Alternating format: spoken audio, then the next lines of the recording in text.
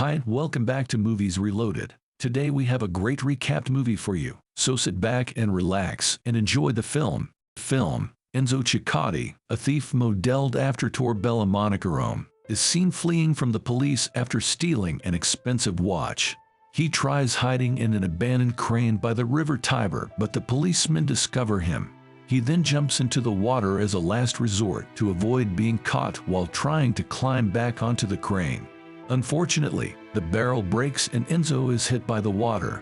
Sergio works for a gangster by the name of Fabio, also known as the Gypsy. They talk about the strategy for stealing drugs from a pair of drug mule brothers. As they talk, a man hands Fabio a new phone that is a different color than what he wanted.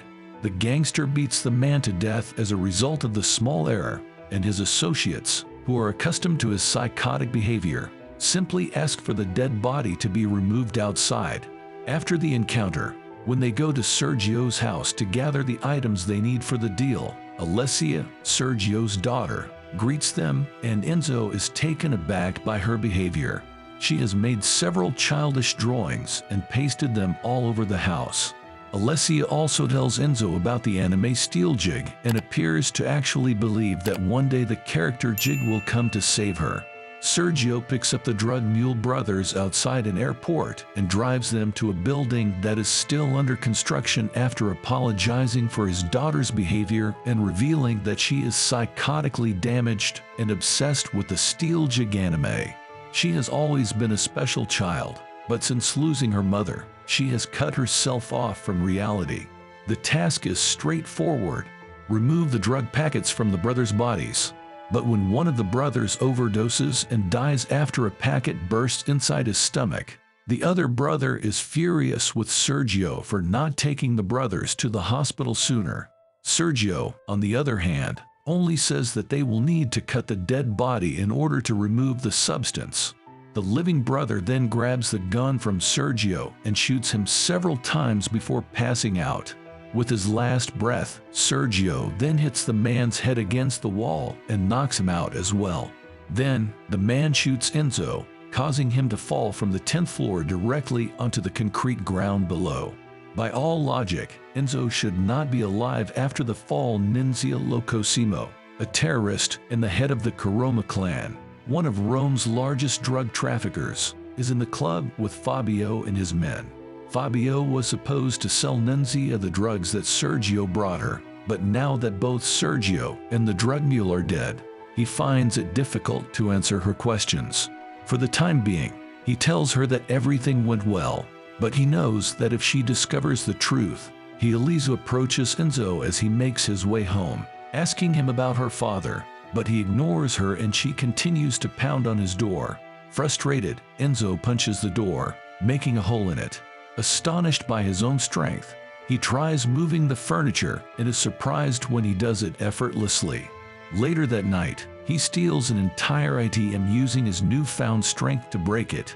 When he gets home, he uses. Downstairs, Fabio and his men arrive looking for Sergio and threaten Elisa with dire consequences if she doesn't reveal his whereabouts. They discover that they were unaware of the location of the deal, so they assume that Sergio has fled with the drugs and are determined to track him down. Elisa refuses to say anything, which infuriates Fabio even more. Suddenly, Enzo enters through the window wearing a mask and a hoodie to conceal his identity. He quickly picks up one of Fabio's minions and throws him onto a table.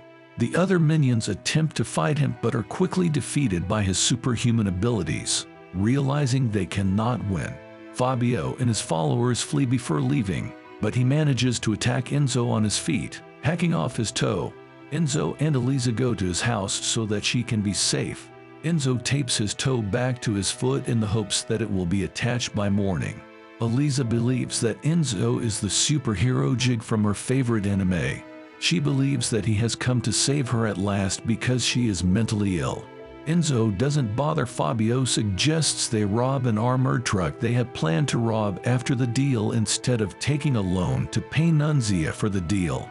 When Enzo returns home, he finds a number of papers with an elaborate plan of robbing the same armored truck the next day. Fabio and his henchmen are camped out by the side of the road with guns drawn and ready to rob the truck. But Enzo stops the truck. When the amusement park they are at is closed, Enzo uses his strength to move the Ferris wheel so that Eliza can ride it somewhere else.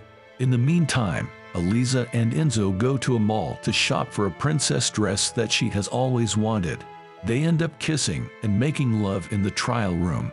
Then Enzo tells her the truth about her father, and Eliza gets upset.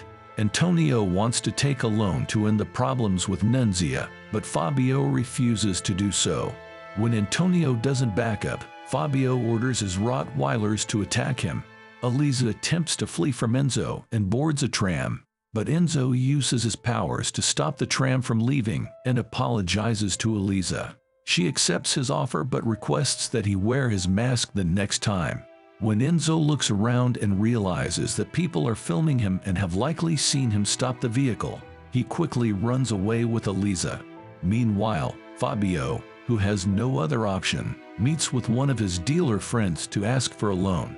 In the meantime, Enzo and Eliza have decided to flee to a different city now that the police know his appearance. They spend the night at a hotel where Enzo tells Eliza about his childhood and how all of his friends were killed during a robbery. When Fabio returns to his office, he finds that Nuncia's followers have already killed all of his minions.